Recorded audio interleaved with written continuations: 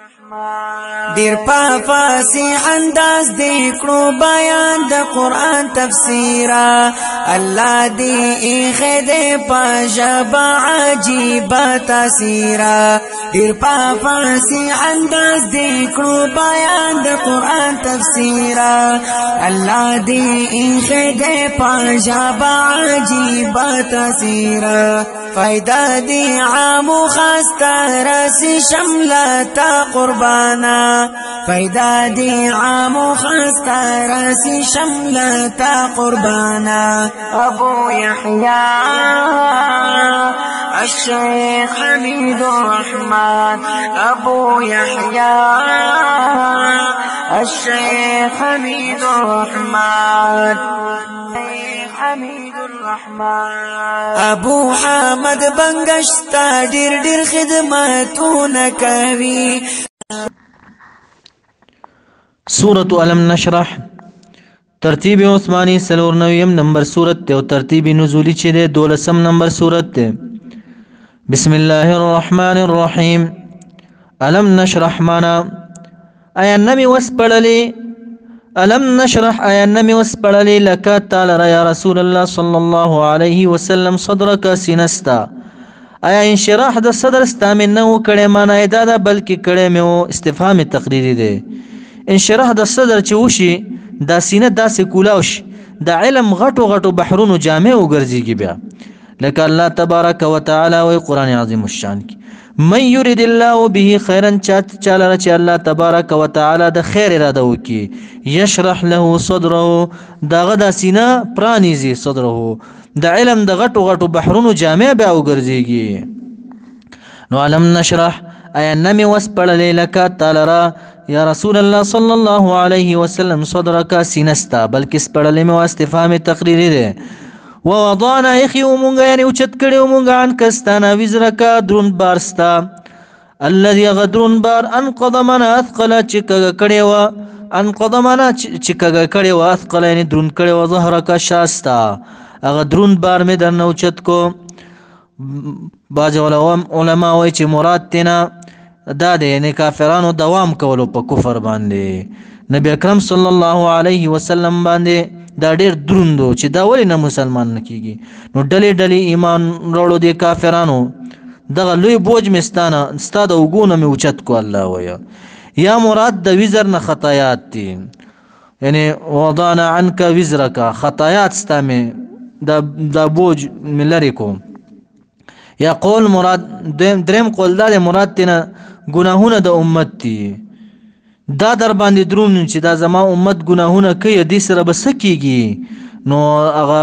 ولا سوف يعطيك سره زر دې چې در بکړې شي تا یعنی مقام د شفاعت دا بوج ما ته نه کوز کو. ووضعنا معنا اخي دې مونږ یې اوچت کړیان کاستانه وزرک درون بارستا اوچت کړي مونږ الله دې غدرون بعد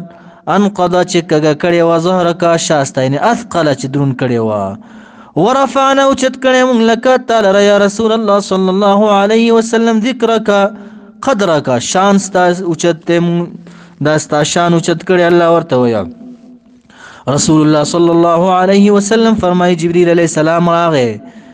چې دا ستا شان الله اوچت کړي دا څنګه رسول الله صلی الله علیه وسلم ورته فرمای چې ته پوهیږي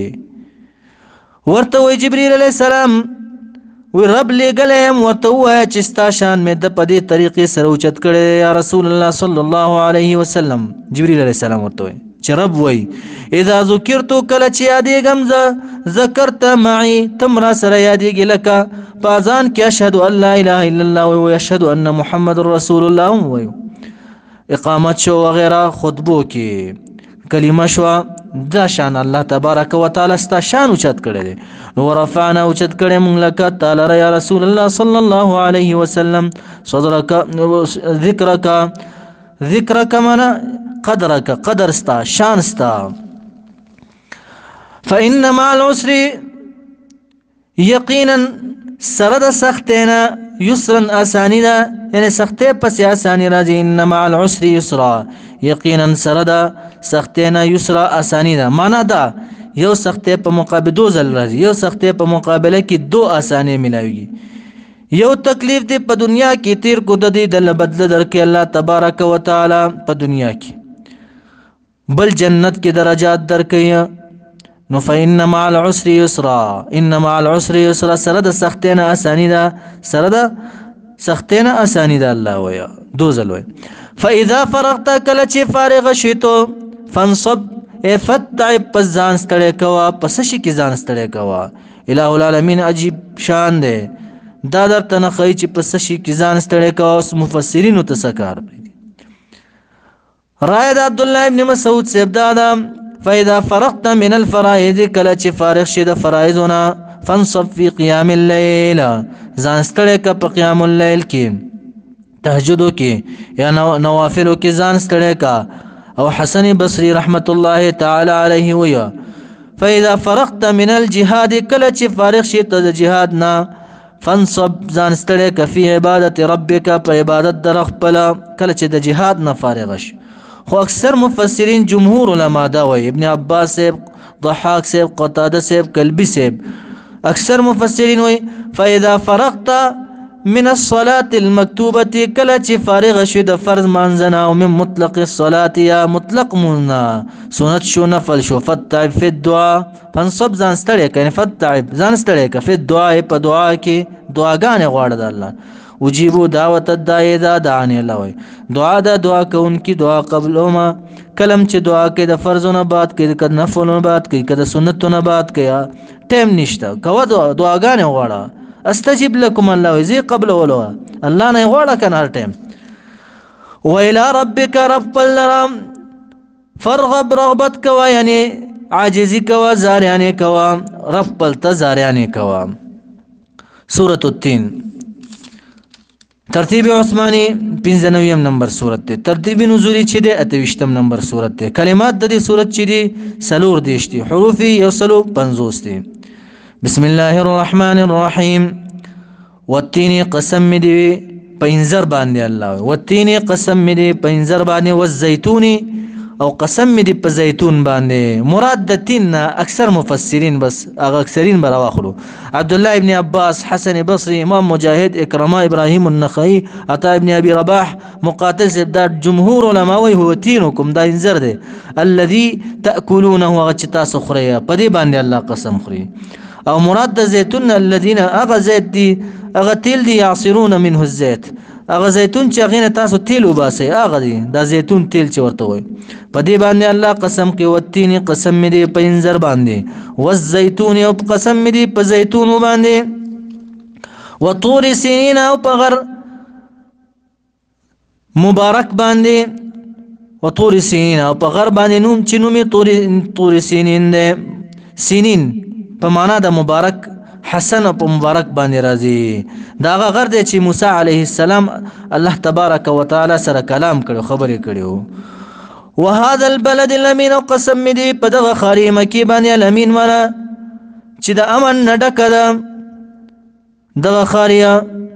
چې د امن نډک ده د خاري امن دی ورکی ابراهیم علیه السلام ورته دعا کړې ده دا مقسم به شو اوس جواب قسم څه شه ده رب کریم فرمای لقد خلقنا الانسان خامخا پیدا کړی ما دا انسان فی احسن تقویم معنا فی احسن صورت په خسته صورت کې تقویم معنا صورت په خسته صورت کې ما دا انسان الله تبارک وتعالى وی پیدا کړی لکه سوچو کې انسان ټول حیوانات ته وګوره دي زناور ته لګ وګوره سلور خپو والا پیدا کړی الله تبارک وتعالى دا سرونه ټیټ دي دا انسان الله تبارک وتعالى څومره کل حسین پیدا کړی دی دا سره جګ دی او کل لاسونه ورته ورکړي دي حیوانات ته وګوره په خله باندې خوراک کوي الله تبارک وتعالى د انسان ته څومره کل وجود ورکړی دی لاسونه ورکړي د خوراک د پر اسانه نو بیا که دغه انسان کافر شي ناشکر شي دا انسان بیا د خرنه د دې سپینه خنزیر نه هم بدتر دی ځکه چې دا خر او دا خنزیر دا سپیش شي مړ شي بس خاورې شي جهنم ته نه ځي نو دا کافر دا ناشکره جهنم ته ځي الله تبارک وتعالى لقد خلقنا الانسان خامخا پیدا کړی ما د انسان لرا فی احسن تقویم معنا فی احسن صورت په کله صورت کې ظاهری شکل میں سمرخ کله ورته ور کړي کده بیا ناشکر شي کافر شي ثم بیا رددناه رد کوم دلرا اسفل سافلین لاندې د لاندو طبقو لرا جهنم ته نو دا انسان دې ځان نه بچ ځان دې د جهنم نه بچ کی دویم قول د عبد الله ابن عباس صاحب دا چې بازي مورد کو اسفل سافلین مراد ارذل العمر ته رزیل عمر ته چې پیغمبر علی السلام پناه ته غوښتي د دې رزیل عمر نه چې امتیاز ته نشي تلې موز نشي کوله و غیره خو الا الذين مگر کسان چې دی الله وی فانهم لا يردون الى النار دې بنرت کیږي اسفل سافلین ته جهنم ته بنرت کیږي امنو چې ایمان راوړل دي وعملوا الصالحات او نیک عملونه کړی دي فلهم فشتر دي لرا اجرهم اجر دي فلهم اجر غير ممنون غير ممنون من غير مقطوع چې نه بقته کیږي نه به ختميږي داسې اجر به انتها اجر ورته الله تبارک وتعالى ورک فما يكذبك في اي شيء يكذبك پس کوم یو شی ته باعث وګرځولې په کوم یو شی باندې باعث شي په تکذیب باندې په درو غنو باندې بعد ورسته د دلایلو بالدین پورس د جزا باندې یعنی څه شی مجبور کړی انسان ستا په تکذیب باندې څه شي مجبور کړي چې ته په آخرت باندې تکذیب کې دروغ غنې ده بعدو من رسته د دلایلو نه بالدین پورس د جزا باندې څه شي مجبور کړي چې تاسو دم دا تکذیب کې الیس الله آیا نه دی الله تبارک وتعالى استفهام تقریری دی بلکې دی به احکم الحاکمین حاکم د ټولو حاکمانو آیا نه دی بلکې دی رسول الله صلی الله علیه وسلم فرمای چې دا سورۃ اول اخره کې دا وای أليس الله آیا ندی الله تبارک وتعالى بأحكم الحاكمين حاکم د ټولو حاکمانو بلا او بلکې دی وانا على ذلك من الشاهدين زپ دې باندې د گواهانو نه یم سورة العلق ترتیب عثماني چې د 89 نمبر سورت ته او ترتیب نزولی چې د اول نمبر سورت دی اول نازل دی پدې کې اختلاف دی خو جمهور وایي چې اول نازل دی دغه دی د 15 آیاتونه اقرأ باسم ربك الذي خلق خلق الانسان من علق اقرأ وربك الاكرم الذي علم بالقلم علم الانسان ما لم يعلم دا 15 جمهور علماء 15 آیاتونه اول نازل شوی دی پیغمبر صلی الله علیه وسلم باندې څوک وایي چې الحمدلله اول نازل د څوک وایي الهاکم التکاثر او څوک وایي چې دغه او سورت اول 15 آیاتونه مختار اقوال او جمهور رائے دادا چې دا اول 15 آیاتونه نازل شوی دي نبی اکرم صلی الله علیه وسلم با غار حرا تطلو ناس به جبريل علیہ السلام راغی ورته وی لولا نبی اکرم صلی الله علیه وسلم ورته ما انا بقارئ زنه شم لوستل غی کیونی ولو او زور ورته ورکو فغطنی و زور را تراکو پیغمبر علیہ السلام بیا و جبريل علیہ السلام زور راکو بیا راته وی چې اقرا ما ورتل چې ما انا بقارئ كيف اقرا زنیم لستل نشم ز څنګه ولولما بیا ورته دریم ځل وی چې لولا بیا ورته دا وستل اقرا بسم ربك الذي خلق بسم الله الرحمن الرحيم اقرا من لولا بسم ربك پنوم درفستا یعنی په بسم الله وایا لولا الذي دا غرب د خلق چې د پیدا کړی جميع اشیاء ټول شیزونه پیدا کړی دي بالخصوص خلق الانسان پیدا کړی دی الله تبارک وتعالى انسان لره من علق د ټوټې د وینینا د آدم علی السلام اولاد اقرا لولا پنوم د رب ستا باندې وربک او حال دا د رب ستا چې د اکرم ډیر عزت والا دی الذي دا رب دی علم چې خودنه کړی دا د کتابت او د خط بالقلم په قلم سره ګوره نن چې موږ دا ترجمه کوو دا علمونه یادو هر یو علم دین دنیوي دا برکت دی د دې قلم برکت دی کمال د قلم دی د ټول کمال د چا دی د قلم دی نو الله تبارک وتعالى الذي دا غرب دی علم چې خودنه کړي د کتابت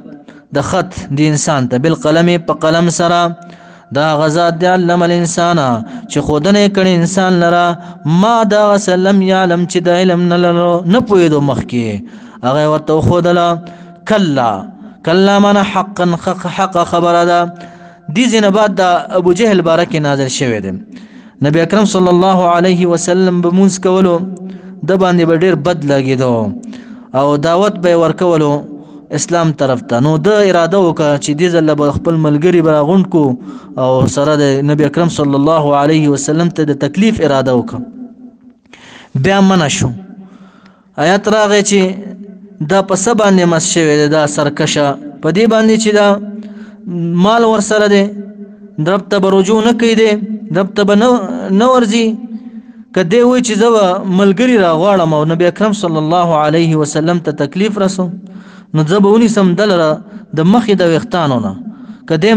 ملګري راغواړي، زه به زباني فرشتې راغواړم، د جهنم څوکیدارې فرشتې، هغه به ونیسي داسې وبهشلیا.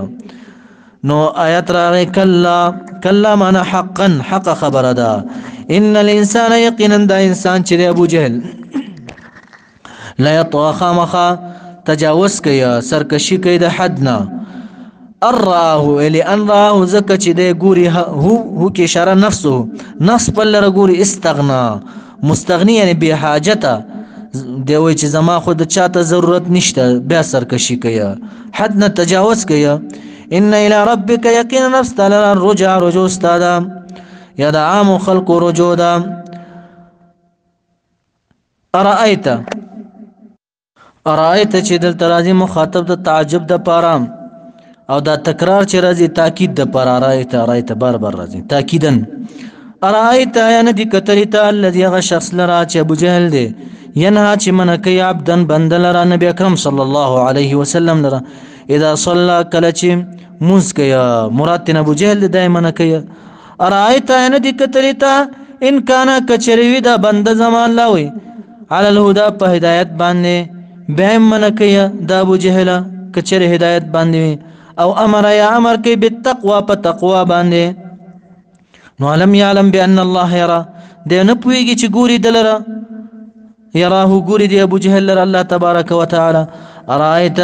آیا ندی کتلی تا ان کذب کچری تکذیب کیا دا من کون کې په نبی اکرم صلی الله علیه وسلم، وتولى او مخ ګرځي عن الايمان د ایمان نه. آیا نه پوهیږي دا ابو جهل لم یعلم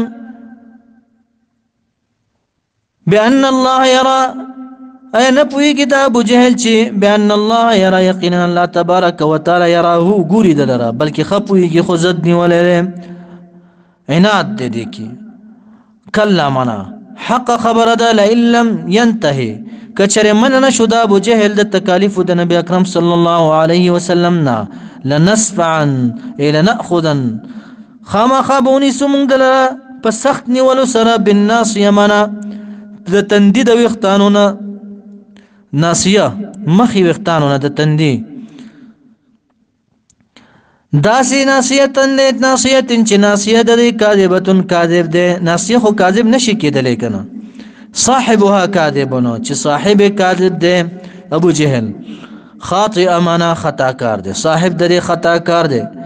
ده وی زبا وی دا ملګری و لخکر براولم،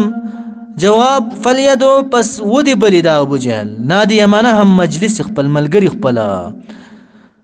سند عذر دی چې وببلو مونږه زبانیه فرشتي لره د جهنم څوکیدارې فرشتي چې دی علیها 19 راځي کنه 19 فرشتي مقرر دي.